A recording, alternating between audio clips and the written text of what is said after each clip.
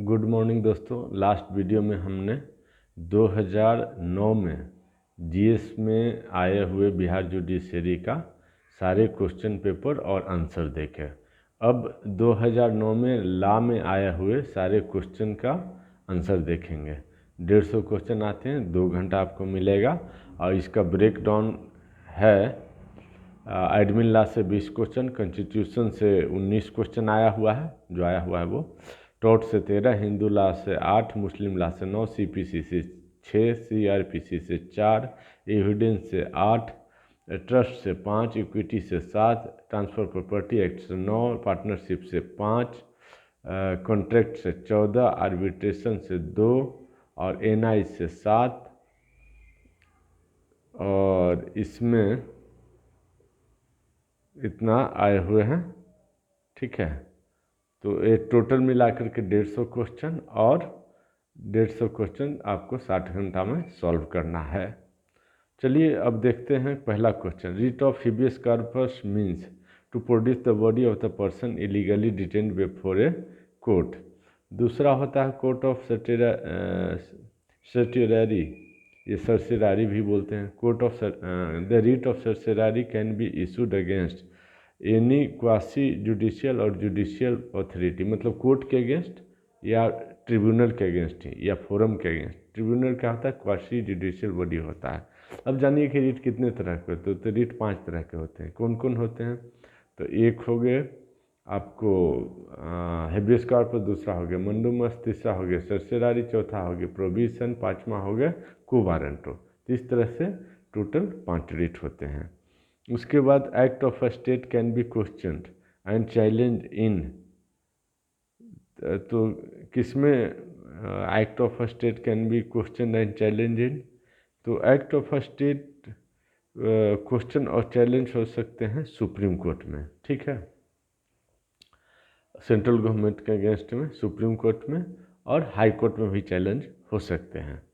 उसके बाद during the operation of martial law, during the operation of martial law civilian government is suspended. और military का government होता है और वो क्या प्रोविजनल कॉन्स्टिट्यूशनल ऑर्डर इशू करता है, संविधान को भी सस्पेंड कर देता है। जैसा कि आप जानते हैं कि परवेज मुशर्रफ साहब ने अभी किया था। वहाँ तो इतिहास है, प्रत्येक जनरल हटाते रहता है प्राइम मिनिस्टर को, और कोई भी गवर्नमेंट 5 साल अभी तक नहीं चल पाया है। कहाँ? पाकिस्तान में। उसके बाद 5वां देखते हैं next, out of the following which is not a wide marriage. तो निम्नलिखित में से कौन सा वाइड मैरिज नहीं है? At the time of marriage इधर पार्टी हैज ए स्पाउस। ये हिंदू लॉ से क्वेश्चन है ना। तो स्पाउस यदि मुस्लिम लॉ में हो गया तो कोई दिक्कत नहीं है। तो कोई भी पार्टी के समय that at the time of marriage इधर पार्टी हैज ए स्पाउस, तो वो मैरिज क्या हो जाएगा? वाइड मैरिज होगा, ठीक है। तो लेकिन बेटा वाइड मैरिज नहीं है, कौन सा है? तो ये होगा the parties are sapindas to each other. सपिंडा क्या होता है? सपिंडाज होता है कि एक ही पिंड के हों। जैसे मीन्स मदर साइड से या फादर साइड से कुछ 4-5 रिलेशन होते हैं, उस ब्लड रिलेशन में आपको शादी नहीं करने होते हैं। उसके बाद parties are within prohibited degree of relationship. उसी तरह से मतलब अपना भाई बहन चचेरा ममेरा ये सब है, तो उनसे प्रोहिबिटेड डिग्री ऑफ रिलेशनशिप में उनसे शादी नहीं करना है, नहीं तो वाइड मैरिज हो जाएगा। उस तो सारे में वाइड मैरिज होगा। सपिंड एक ही पिंड का है, सपिंडा बोलते हैं उसको। प्रोहिबिटेड रिलेशनशिप में आपस में रिलेटिव ही हो। स्पाउस हो किसी के पास ऑलरेडी शादीशुदा हो तो दूसरा शादी नहीं कर सकता।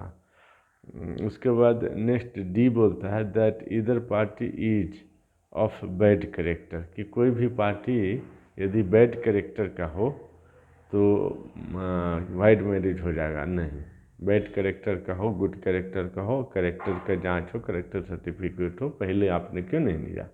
शादी के बाद वो तो बैड करेक्टर है, ऐसा नहीं चलता है। अच्छा नेक्स्ट है, तो इसका आंसर हो जाएगा डी।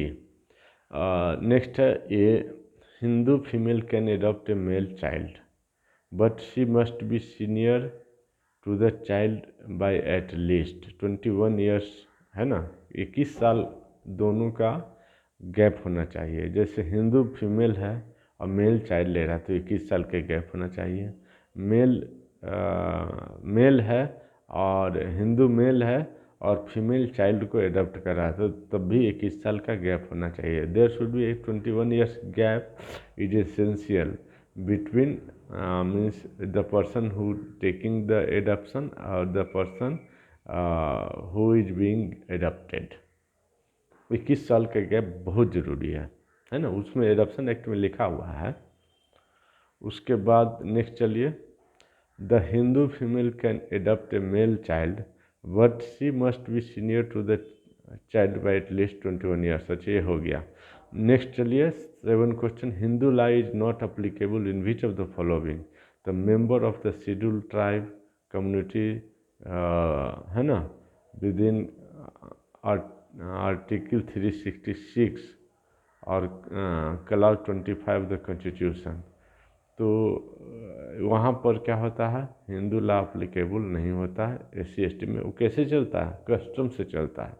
CRPC के भी बहुत सारा पार्ट अप्लीकेबल नहीं होता है। कैसे चलता है, उसका अपना कस्टम होता है, उससे चलता है। लेकिन स्टेट गवर्नमेंट या सेंट्रल गवर्नमेंट चाहे तो वहाँ पर लागू कर सकती है।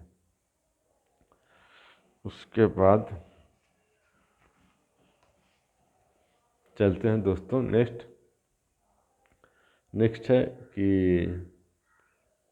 Hindu law is not applicable in which of the following case the member of schedule caste और शेड्यूल टाइप में हिंदू लॉ नहीं होता है, कस्टम चलता है कुछ, और जहाँ कम SC ST है तो वहाँ लागू कर दो और लागू हो जाएगा।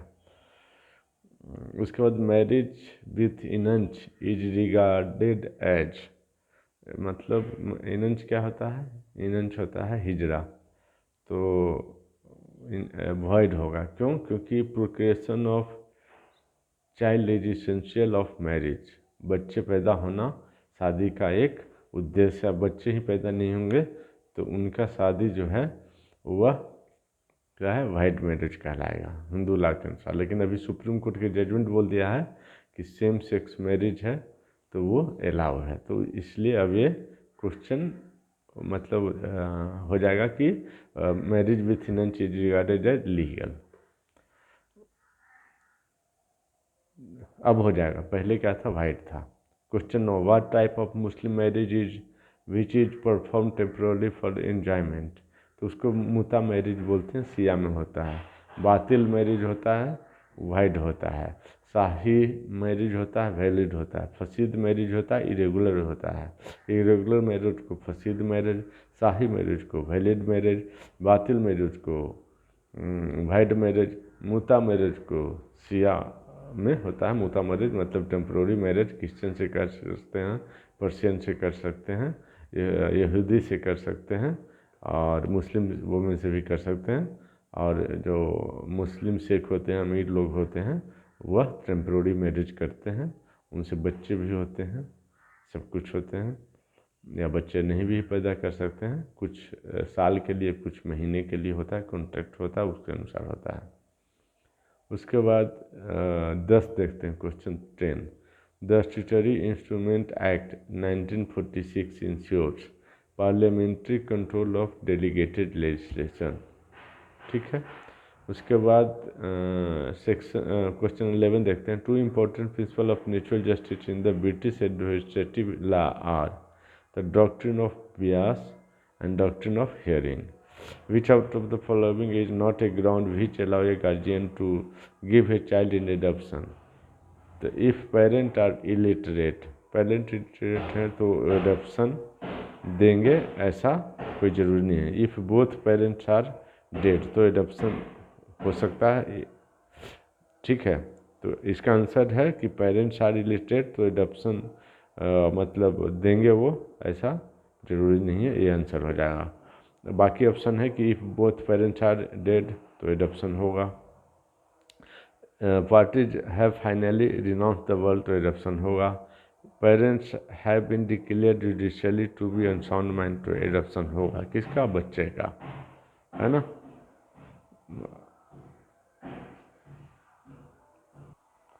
अगला क्वेश्चन देखते हैं दोस्तों, question number 13, which out of the following does not fall within the meaning of the term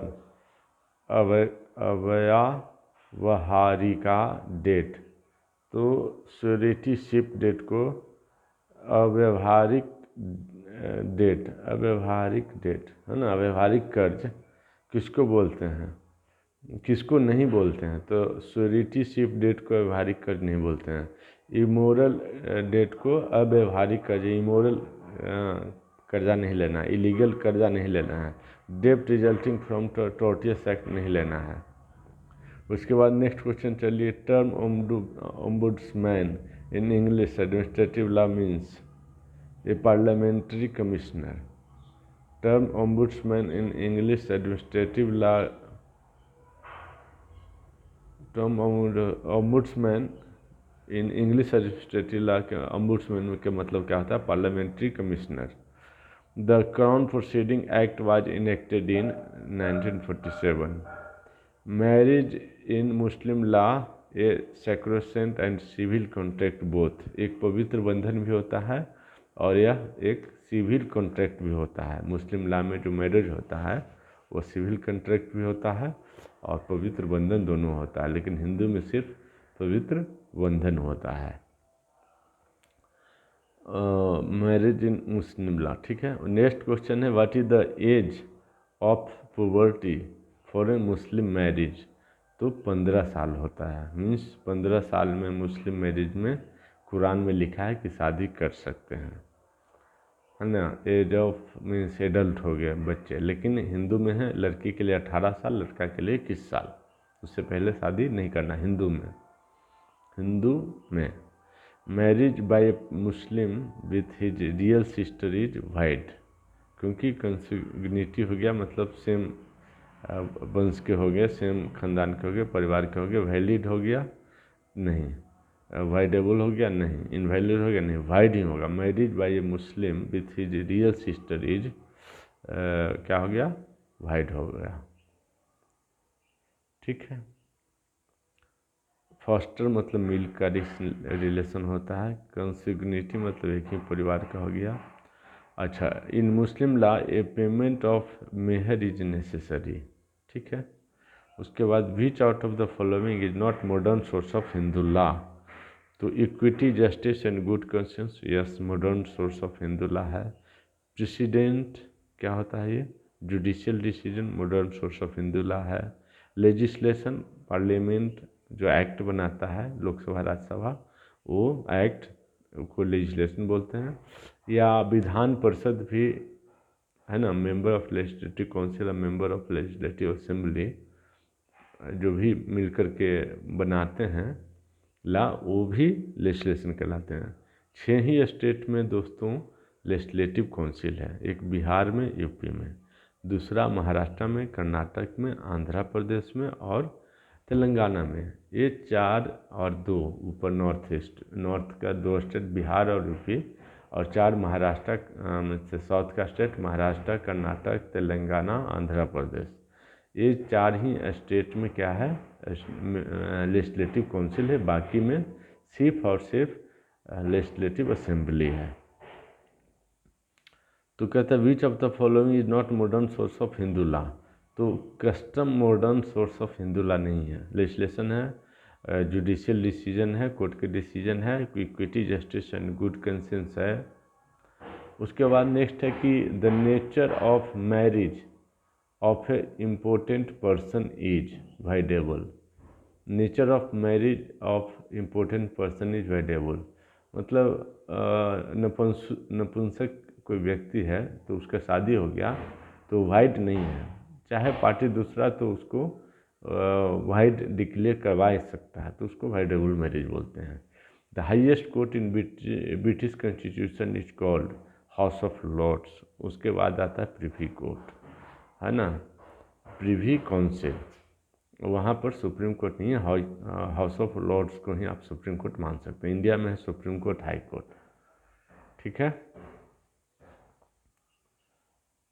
fundamental right in England are given to citizen by Fundamental rights in England are given to citizens by convention of the constitution.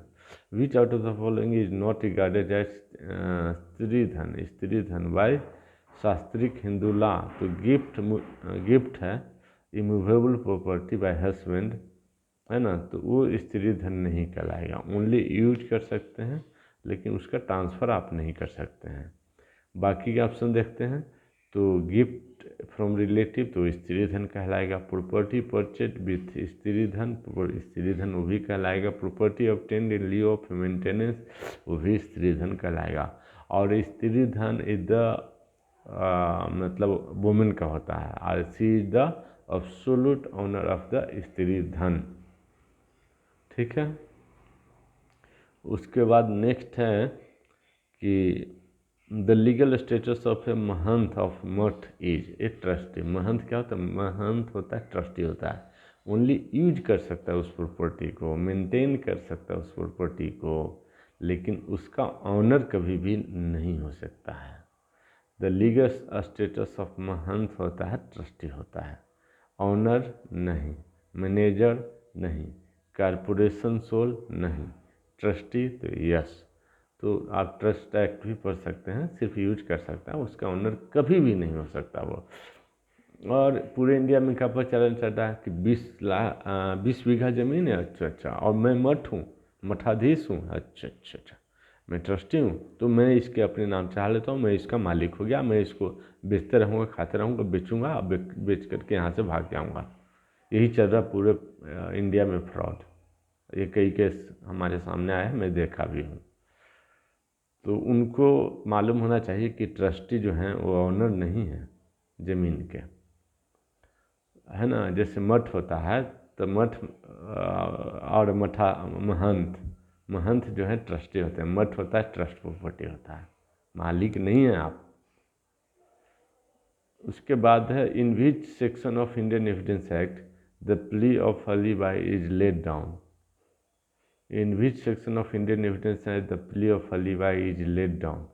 तो section 11 में है Indian evidence act का plea of alibi, section 26 में है confession to police, irrelevant होता है। Section 7 में है रिलेवेंट फैक्ट, सेक्शन 49 में है ओपिनियन ऑफ एक्सपर्ट। ठीक है, फिर से देख लेते हैं।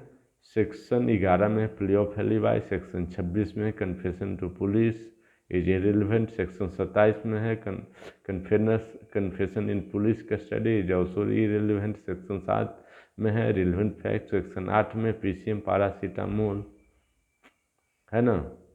और सेक्शन 9 में है टीआईपी टेस्ट आइडेंटिफिकेशन पीरियड। अब पैरासीटामोल क्या होता है दोस्तों, मेरा लास्ट वीडियो देखिए, बहुत ही डिटेल में बताया हूँ, ट्रिक है ये।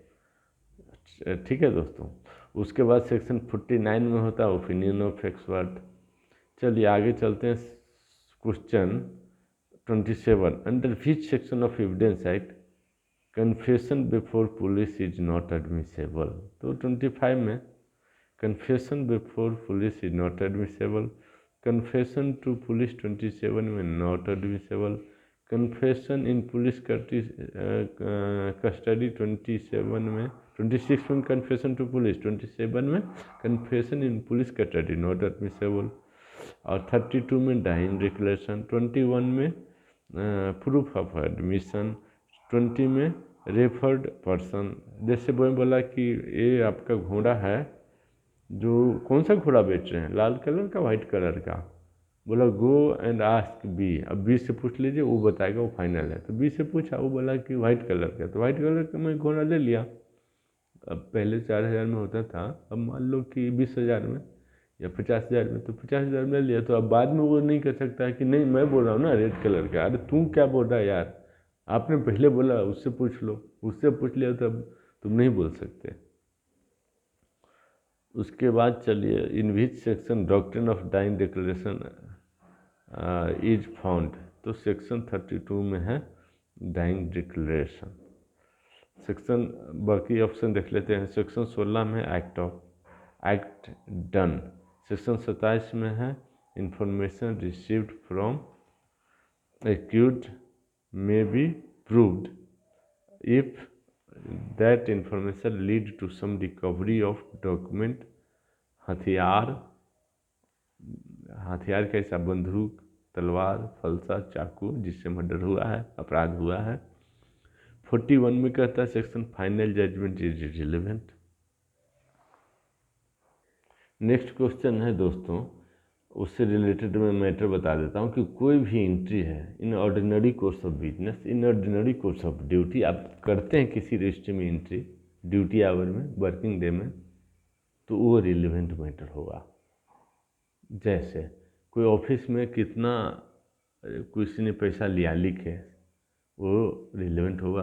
कितना किसी को आप पैसा दिए लिखे, वो रिलेवेंट होगा। सीरियल नंबर से एंट्री बनाए, उसका नाम वगैरह लिखे, उसका साइन लिए। किसी गेट के आप गेट कीपर हैं, और कितने लोग गए, सबका नंबर, नाम, mobile number, father name, address, उसका साइन लिया।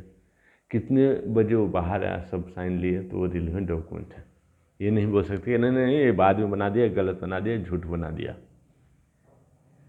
ऑर्डिनरी कोर्स ऑफ बिजनेस में कोई भी एंट्री बनाया जाता है तो सही माना जाता है।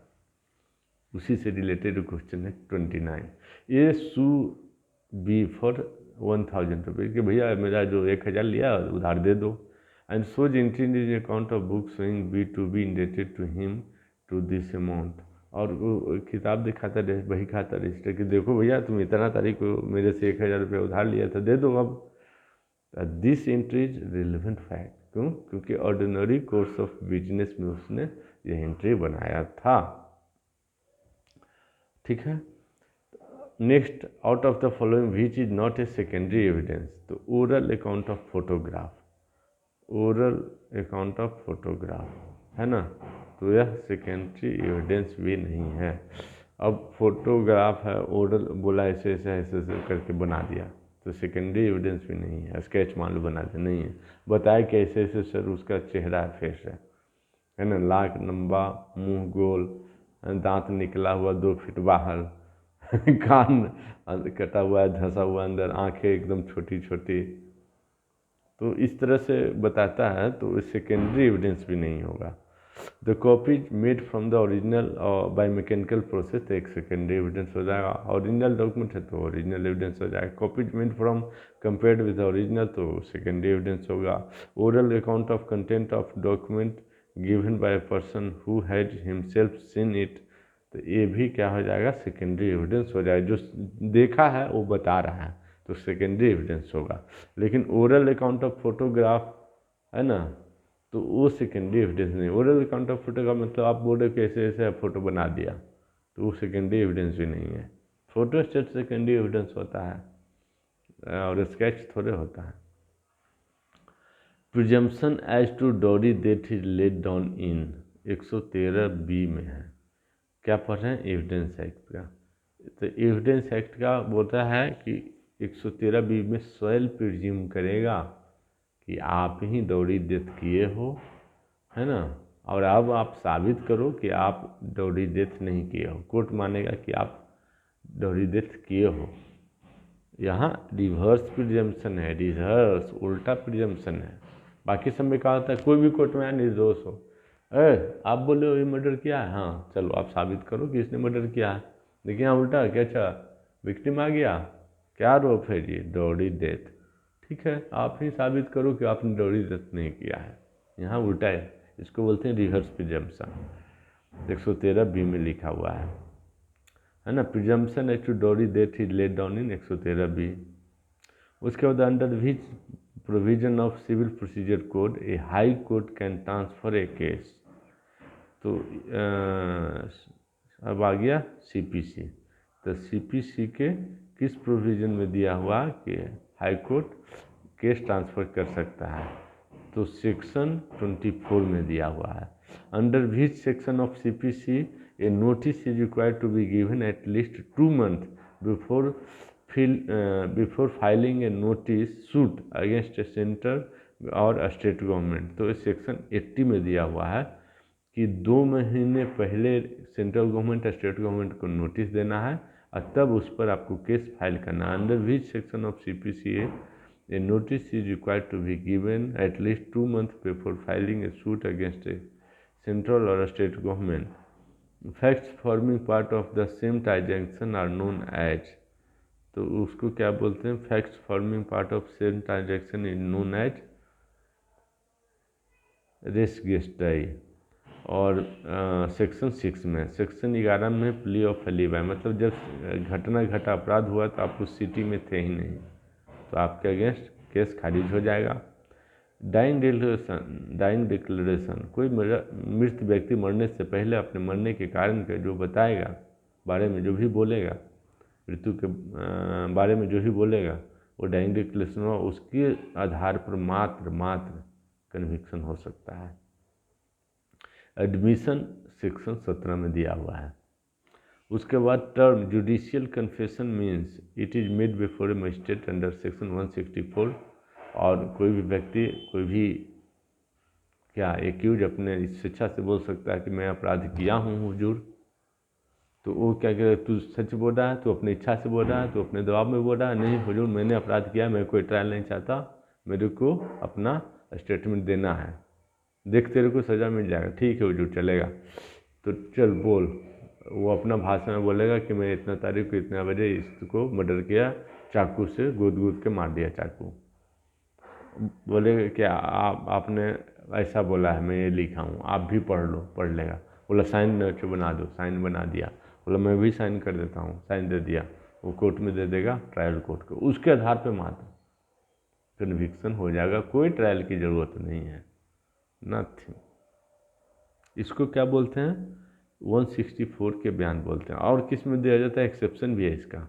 ये रेप के केस में विक्टिम भी 164 के बयान दे सकती है, और उसके आधार पर बेल रिजेक्ट होगा, उसके आधार पर सिर्फ कन्विक्शन नहीं हो जाएगा, कन्विक्शन के लिए कोरोबरेशन चाहिए, लेकिन बेल रिजेक्ट जरूर हो जाएगा एंटिसिपेटिव वे, रेगुलर वे, और उसको आधार मान करके कन्विक्शन होगा, थोड़ा बहुत और कोरोबरेशन उसको करेगा।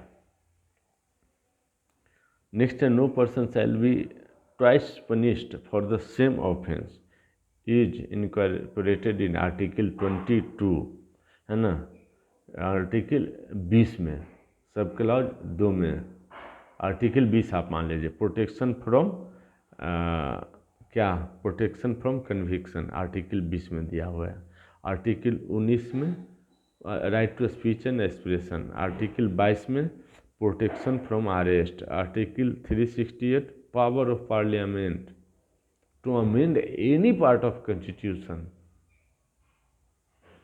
बाबा रे बाबा, तो बोला बेसिक स्ट्रक्चर, तो उसको भी भाई वहाँ तो लिखा है, लेकिन सुप्रीम कोर्ट ने कहा 1976 में स्टेट ऑफ केरला, सॉरी स्वामी कौन सा थे, Kesavananda Bharati versus state of Kerala में बेसिक स्ट्रक्चर को नहीं अमेंड किया जा सकता है कॉन्स्टिट्यूशन को, और 1980 में इस बात को सुप्रीम कोर्ट ने दोहरा ले दिया।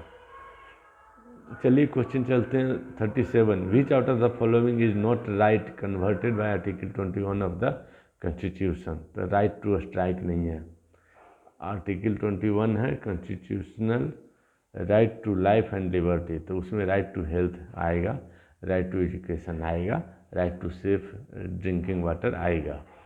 इसलिए जो महाराष्ट्र में पूरे वाटर सप्लाई म्यूनिसिपैलिटी द्वारा किया जाता है, वो आरओ वाटर किया जाता है।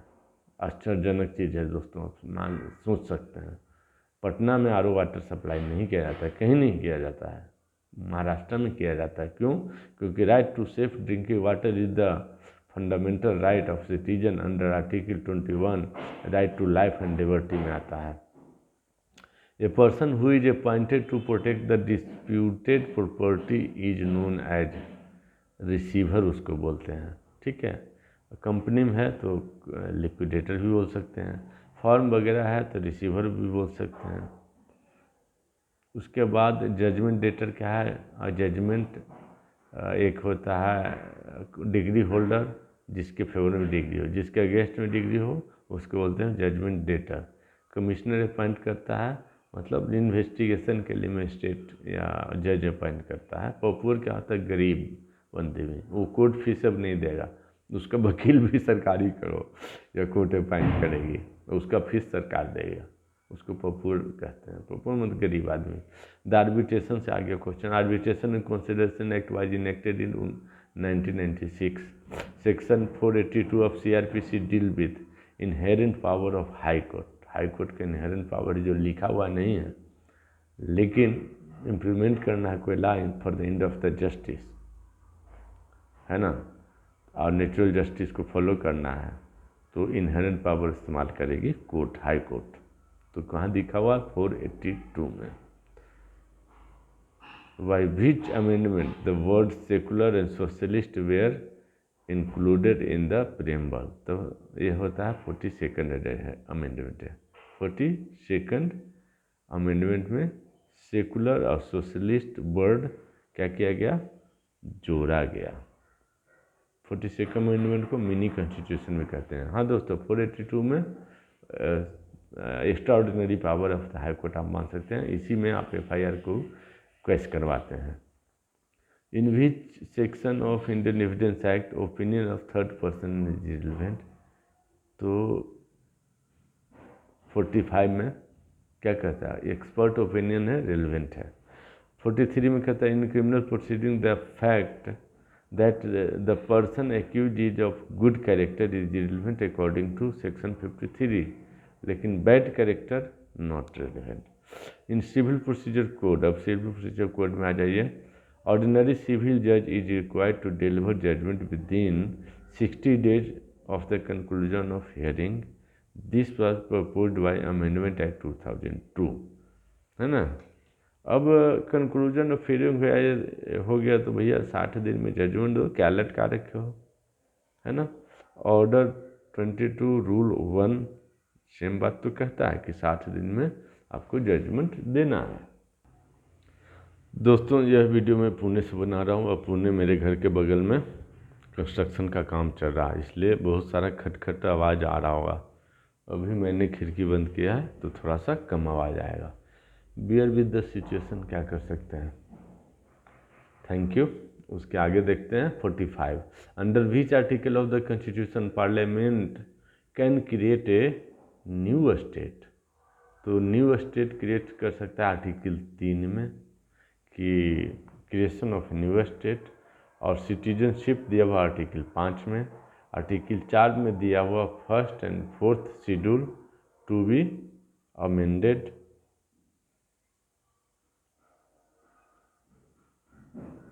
First and fourth schedule to the constitution, है ना। और आर्टिकल 4 में दिया हुआ कि 1st and 4th schedule of the constitution के बारे में। आर्टिकल 368 में दिया हुआ कि parliament has power to amend any part of the constitution. भाई वहाँ तो ये लिखा हुआ है। अब Kesavananda Bharati versus state of Kerala में 1976 में ये बताया गया कि भाई पार्लियामेंट भी basic structure of the constitution cannot amend. Parliament cannot even amend. Parliament cannot amend the basic structure of the constitution. उसके बाद 46 चलते, विच of the following is not covered under a state of article 12 of the constitution. Which of the following is not covered under a state of article 12 of the constitution. तो deity state नहीं है। Article 12 में क्या बोलता है? State के बारे में बोलता है। सेंट्रल गवर्नमेंट स्टेट है, स्टेट गवर्नमेंट स्टेट है, university of Patna, Patna university state है, लेकिन एक डाइटी है वो स्टेट नहीं है। Who out of the following can not be appointed as arbitrator. तो a person of sound mind arbitrator हो सकता है। A person who has attend the age of majority, 18 साल का है तो आर्बिट्रेटर हो सकता है। A person of good character arbitrator हो सकता है। तो कौन नहीं हो सकता पूछा है। तो a person who has an interest in the subject matter of dispute can not be arbitrator, can not be appointed as arbitrator. ठीक है। आर्बिट्रेटर क्या होता है? भाई दो डिस्प्यूट है, दोनों एग्री है कि उनके पास चलो, वो जो बोल देंगे हम दोनों मान लेंगे, ये आर्बिट्रेशन होता है। ये नहीं कि कोर्ट में गया 20 साल खींच दिया केस, वो नहीं। ठीक है, उसके बाद नेक्स्ट चलो कि under which section of CRPC police officer can release an accuse on bail in non bailable case. तो सेक्शन 437(2) CRPC में नॉन बेलेबल केस में भी बेल ले करके, लगा कि उसको हल्का केस है, लगा कि ये फॉल्स केस हो सकता है, तो बेल लेकर के, श्योरिटी लेकर के, श्योरिटी अमाउंट लेकर के, बेल बॉन्ड भरा करके, साइन करा करके, उसमें सब उसका लेगा, आधार कार्ड वगैरह सब, और श्योरिटी सिक्योरिटी ले रहा है और वो कोर्ट में जमा करेगा तो बेल दे सकता है। ठीक है, उसका ग्राउंड लिखेगा बेल क्यों दिया। तो 437(2) पढ़िए, उसमें लिखा है police officer can release accuse on bail in non bailable case also. छोटे छोटे केस में, नॉन बेलेबल छोटे छोटे केस है तो उसी में बेल देगा, बड़ा में नहीं। From which date civil procedure code 1908 become operative. तो 1 जनवरी 1909 से सिविल प्रोसीजर कोड 1908 जो है ऑपरेटिव हो गया। सिविल प्रोसीजर कोड फिर 1908 क्यों कहा गया इसको? 8 में पेश किया गया था ड्राफ्ट, 8 में पार्लियामेंट ने पास किया, पार्लियामेंट पास किया, फिर लोकसभा पास किया, फिर राज्यसभा पास करेगा, फिर प्रेसिडेंट के असेंट के लिए जाएगा, फिर गजट नोटिफिकेशन निकलेगा, उसमें लिखा रहेगा कि भाई 1 जनवरी 2009 1909 से लागू होगा ये कोड ऑफ सिविल प्रोसीजर या सिविल प्रोसीजर कोड 1908। तो 1 जनवरी से ही लागू होगा। गजट नोटिफिकेशन में जो लिखा रहेगा वही। गजट नोटिफिकेशन का मतलब दोस्तों, जो जिसके पास सबसे बड़ा अथॉरिटी, सुप्रीम अथॉरिटी है, उससे पूछ रहा हूँ कि मैं ये लागू कर रहा हूँ कानून आप ही के ऊपर। जो सबसे बड़ा अथॉरिटी है उससे ये तरीका पूछने का आप समझ सकते हैं, सोच सकते हैं। 5 मिनट इस पर जरूर सोचिए शांति होकर के। सबसे बड़ा अथॉरिटी किसका है? सबसे बड़ा अथॉरिटी है जनता के पास। उसके बाद सेकंड अथॉरिटी है संविधान के पास, जो कि क्या है, एक निर्जीव है। उसके बाद थर्ड अथॉरिटी होता है राष्ट्रपति, चौथा होता है वाइस प्रेसिडेंट, पाँचवा होता है प्राइम मिनिस्टर, फिर डिप्टी प्राइम मिनिस्टर, इसी तरह से है। तो सोचिए, जनता सबसे ऊपर है, लेकिन जनता को कोई पूछता है क्या? नहीं। घोटाला मतलब सभी नहीं करते हैं, लेकिन कुछ तो मंत्री लोग बहुत ज़्यादा घोटाला करते हैं और जनता को नौकर से भी गंदा समझते हैं। आप एनालिसिस कीजिएगा, 5 मिनट इस पर जरूर सोचिए। From which date civil procedure code 1908 become operative? तो 1 जनवरी 1909 से। Under which section CRPC under which section of CRPC a magistrate can arrest a person? तो सेक्शन 44, चाहे वो कॉग्निजेबल ऑप्शन करे या नॉन कॉग्निजेबल, मजिस्ट्रेट अरेस्ट करेगा, लेकिन पुलिस सिर्फ कॉग्निजेबल ऑफेंस में अरेस्ट करेगा, एक्सेप्ट सेक्शन 41 ऑफ CRPC की यदि उसने नाम और पता बताने से इनकार किया या गलत बताया तो अरेस्ट कर सकता है नॉन कॉग्निजेबल ऑफेंस में भी। उसके बाद who will be guardian of a minor under Muslim law? तो father. Who will be guardian of a minor under Muslim law में minor, who will be guardian of a minor under Muslim law? तो father क्या होगा? Guardian होगा minor का मुस्लिम law में। ठीक है, लेकिन हिंदू में मदर होगा जी, ये जान लीजिए। The guardian who does not possess the right of transfer of property of a minor, de facto guardian. De facto guardian क्या? नेचुरल गार्जियन मर गए तो डी फैक्टो गार्जियन होता है जो उसको देख रेख करता है या कोर्ट अपॉइंट करता है। तो उसके ज़मीन को बेच न दे, नहीं बेच सकता, कोर्ट की परमिशन लेना पड़ेगा, रीजन बताने पड़ेगा, रीजन जांच करेगी कोर्ट, रिजेक्ट कर सकती है। वैलिड रीजन है तो एक्सेप्ट करेगा। बच्चा कहीं जान के खाता है, डॉक्टर को दिखाना, हॉस्पिटल में भर्ती कराना, एक्सेप्ट भी कर सकता है। The term actionable claim does not include any one of the following. Claim for arrears of rent, तो एक्शनेबल क्लेम है, मांगेंगे तो मिलेगा, तो हमारे को एक्शनेबल क्लेम है। Share in the partnership, actionable claim है, मांगेंगे तो मिल जाएगा। Right to proceed of business, actionable claim है। A debt a debt secured by mortgage of immovable property, ये डेट लोन लेंगे secured by mortgage of immovable property है और उस पर हम लोन लेंगे, तो एक्शनेबल क्लेम है क्या? नहीं, लोन देने से मना भी कर दिया तो क्या होगा? तो एक्शनेबल क्लेम वो नहीं है। विच out of the following does not constitute exception to the rule against perpetuity? तो a fund is bequeathed to next 7 generation, है ना। which out of the following does not constitute exception to the rule against perpetuity? Rule against perpetuity क्या होता है? अरे rule of perpetuity क्या होता है? जैसे दादाजी के वारिस, उनके सॉरी वो एक बूढ़ा आदमी है तो उनके बेटा उनका उत्तराधिकारी, उनका बेटा उसका बेटा उसका उत्तराधिकारी, अब तो बेटी भी 2004 के बाद, तो उसके वंशज बोल सकते हैं, उसके पुत्र पुत्रियाँ उसका उत्तराधिकारी। ये क्या है? परपेचुइटी है, सक्सेशन, परपेचुइटी सक्सेशन हो गया ना। तो कहते हैं which of the following is not constitute of exception to the rule against perpetuity? तो a fund is bequeathed to the next 7 generation is not, exception नहीं है रूल अगेंस्ट परपेचुइटी का। ट्रांसफर प्रॉपर्टी एक्ट है ना। बाकी option क्या है? Where a property transfer to the benefit of the public, है ना, तो ये एक्सेप्शन नहीं है। Where a property transfer to the benefit of the public, a lease with the convention of renewal, it does not apply to the vested interest. ठीक है, इसका answer क्या है? Which of the following does not constitute exception to the rule against perpetuity? The fund is bequeathed, मतलब given, है ना, to next 7 generation. Which out of the following is not a transfer according to Transfer of Property Act? तो gift को transfer किया जा सकता है, cell द्वारा ट्रांसफ़र किया जा सकता है, एक्सचेंज द्वारा ट्रांसफ़र हो सकता है।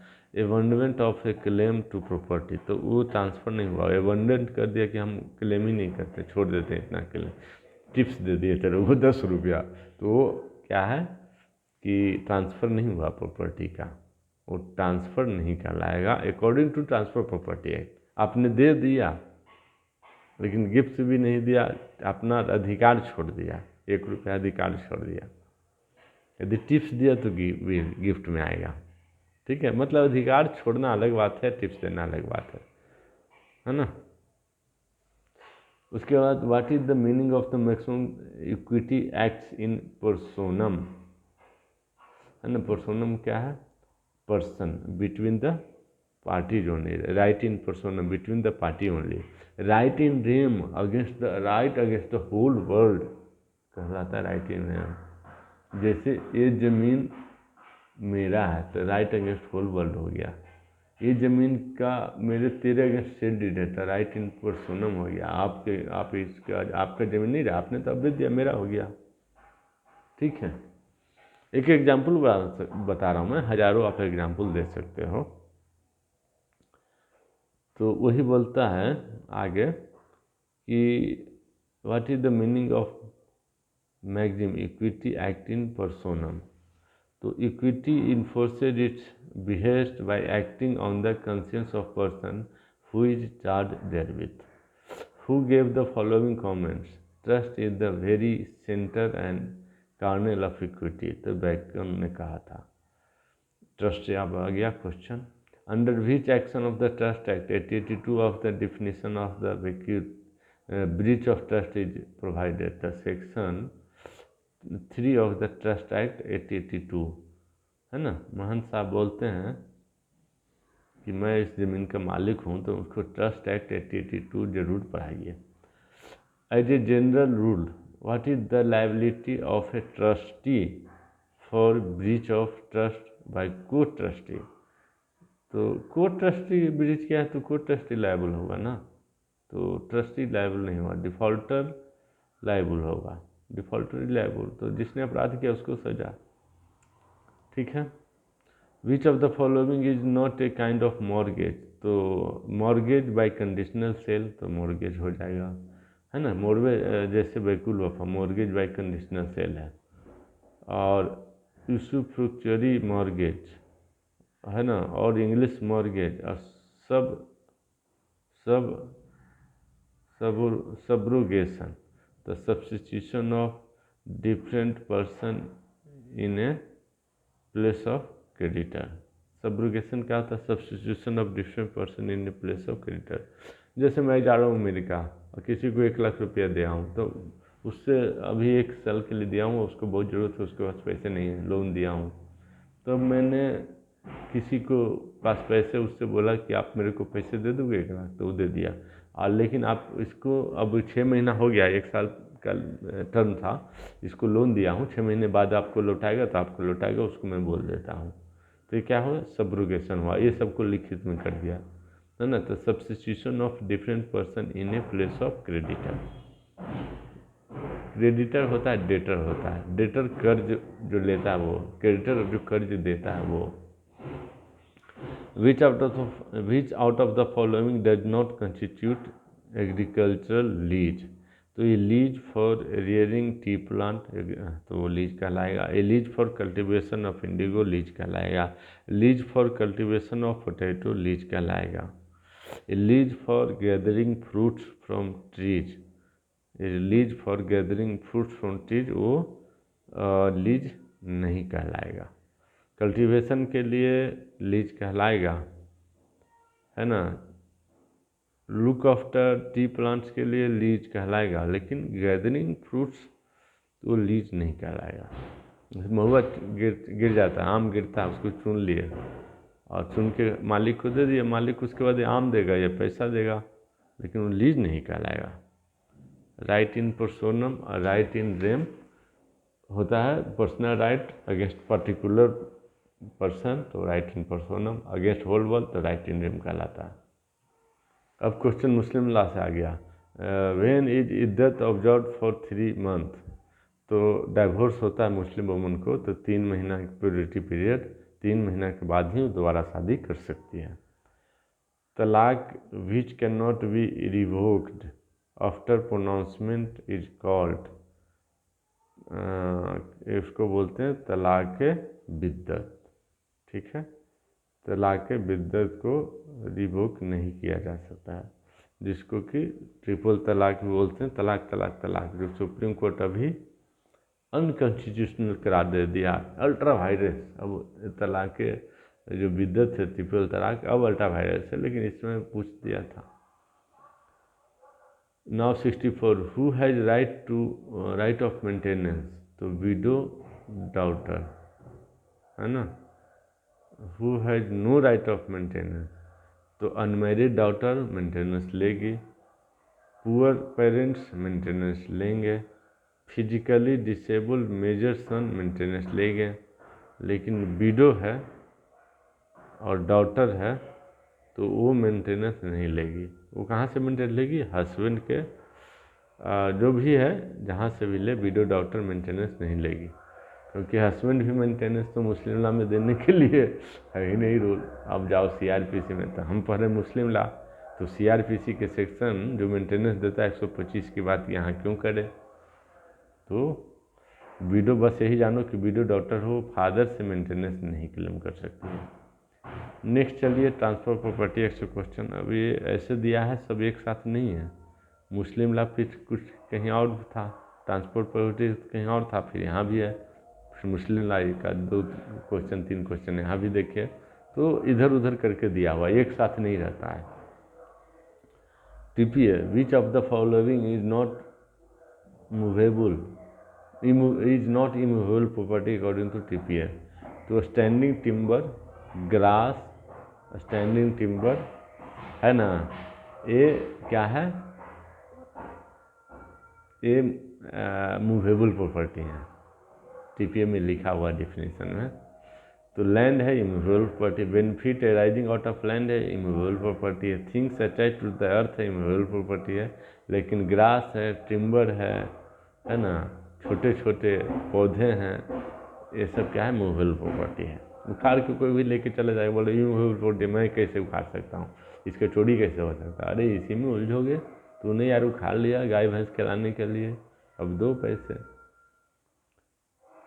नेक्स्ट कहता है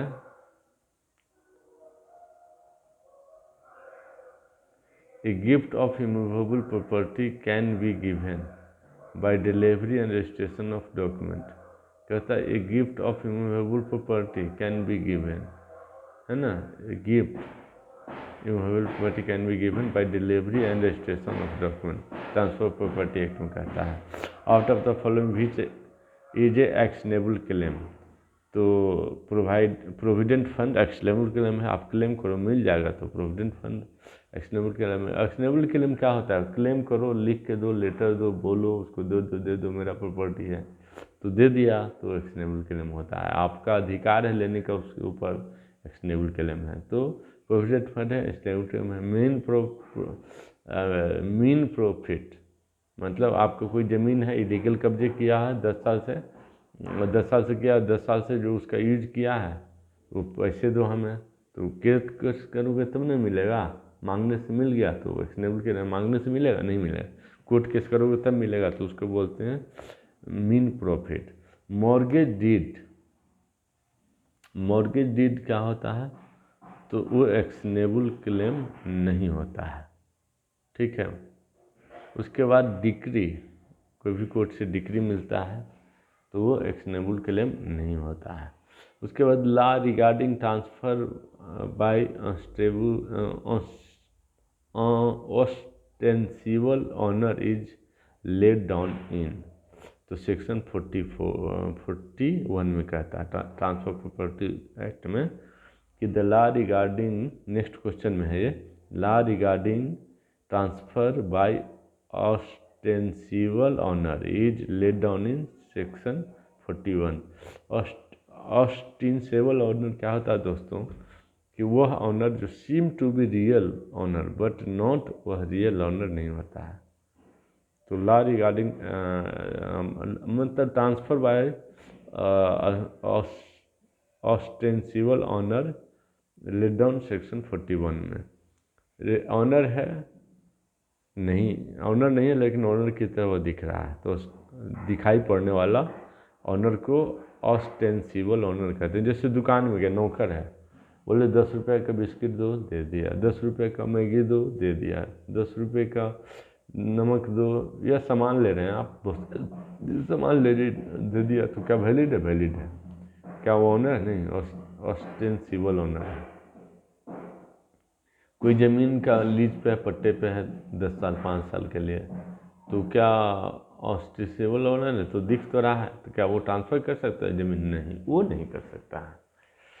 ट्रस्टी मान लो दिख रहा है ऑनर की तरह क्या ज़मीन ट्रांसफ़र कर सकता है? तो ट्रस्टी से पूछो सर आप ज़मीन बेच सकते हैं क्या, आप ज़मीन बेचेंगे? तो बोला हाँ हाँ जल्दी ले लो, जबकि वह बेच नहीं सकता ज़मीन को। A literary meaning of lis pendency is a suit under consideration of any court, मतलब पेंडिंग कोर्ट में जो केस है उसको लीज पेंडेंस कहते हैं। The term cestui que trust was used by court of equity out of the following can not create a trust, तो minor के trust नहीं कर सकता है।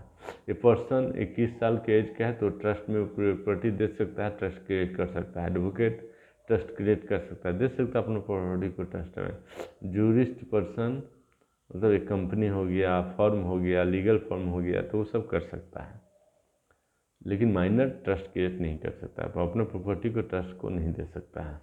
Which section of transfer property act bears, देखो मिला जुला के कभी ट्रस्ट का क्वेश्चन कभी टीपीए का क्वेश्चन, 72 क्वेश्चन चल रहे हैं कि which section of transfer property act bars fraudulent transfer, तो section 53। Equity had come not to destroy the law but fulfil it, this is said by Maitland. Porter ने कहा no, snail ने कहा no, salmon ने कहा no, किसने कहा? Mat land ने कहा कि इक्विटी जो है वो लॉ के रिक्वायरमेंट को फुलफिल करते हैं, लॉ के डिस्ट्रॉय नहीं करता है। The meaning of the maxim equality is equity delights in equity, है ना। Equity is equality is equity means equity है ना, डिलाइट्स इन इक्विटी। नेक्स्ट है कि the doctrine of part performance is based on section 53A में। The doctrine of part performance is based on section 53A में। तो 53A में क्या है कि जैसे ज़मीन खरीद रहे हैं, पैसा दे दिए, एडवांस दे दिए, तो क्या हो गया, पार्ट परफॉर्मेंस हो गया। तो ज़मीन को, जो ज़मीन खरीदने वाला है वो स्पेसिफिक परफॉर्मेंस के लिए बोल सकता है कोर्ट में। A buys from B an original painting of Picasso, B refused to honour his promise, है ना, on what ground A specially enforce the contract, compensation is not an adequate remedy.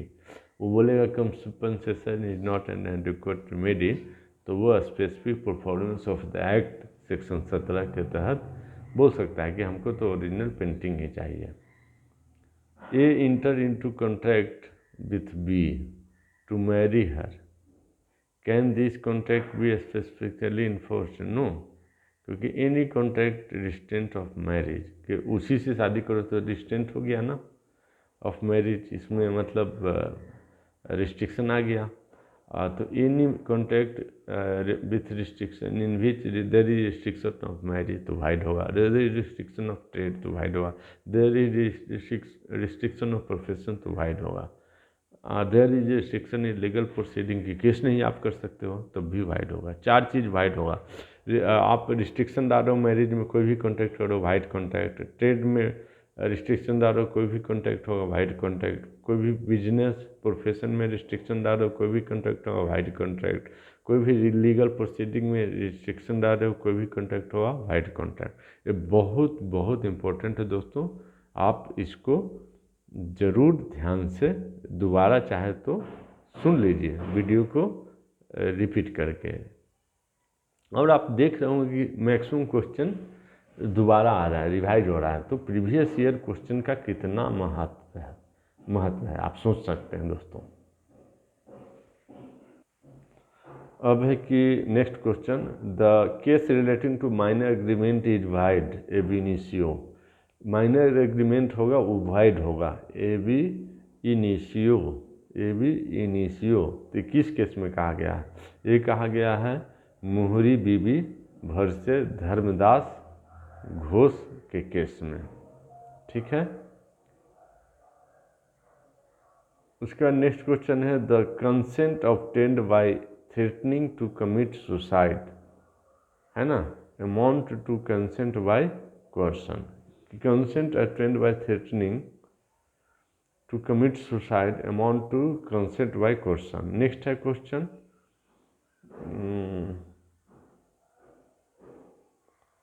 है ना, कोई भी कंसेंट है वो कोर्सन से हो, अंडू इन्फ्लुएंस से हो, फ्रॉड हो,